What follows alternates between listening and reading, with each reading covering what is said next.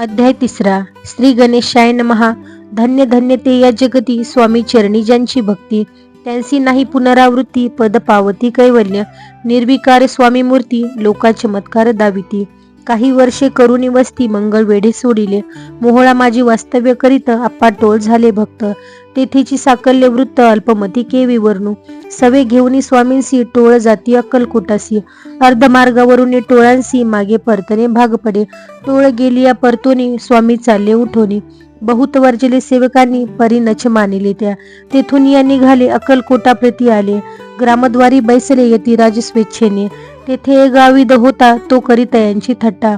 परी काही चमत्कार पाहता, महासिद्ध समजला.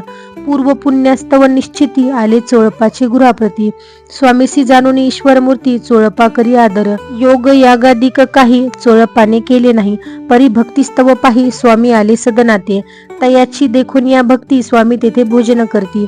तेव्हा चोळपाचे चित्ती, आनंद झाला बहुसाळ. तैपासून तयांच्या घरी, राहिले स्वामी अवतारी. दिवसेंदिवस चाकरी, चोळपा करी अधिकाधिक. तेव्हा राज्य पदाधिकारी, मालोजी राजे गादीवरी. दक्ष असोनी कारभारी, परमज्ञानी असती ते. चोळपाचे गृहाप्रती, आले कोणी एक येती. लोका चमत्कार दाविती, गावात मात पसरली. लोकां माझी पसरली मात, नृपासी कळला वृत्तांत. की आपुलिया नगरात, येती विख्यात पातले. वार्ता ऐसी ऐकूनी, राव बोलला कायवानी. गावात येती येऊनी, फार दिवस झाले. परी आम्हा श्रुत पाही, आजवर झाले नाही. आता जाऊनी लवलाई, भेटू तया येती वर्या. परी ते केवळ अंतर्ज्ञानी, ऐसी वार्ता ऐकिली कानी. हे सत्य तरी येऊनी, आताच देती दर्शना. राव मुखातून वाणी निघाली, तुची येती मूर्ती पुढे ठेली. सकल सभा चकित झाली, मती गुंगली रायाची. खून पटली अंतरी, स्वामी केवळ अवतारी. अभक्ती पळून गेली दुरी, चरणी भक्ती जडली ते. सकळ सभा आनंदली, समस्ती पाऊले वंदली. षोडोपचारे पूजिली, स्वामी मूर्ती नृपराय. इति श्री स्वामी चरित्र सारामृते, नाना प्राकृत कथा समंत.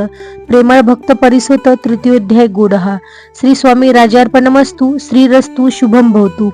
इति श्री स्वामी चरित्र सारामृते, अक्कलकोट नगर प्रवेशे, तृतीयोध्याय.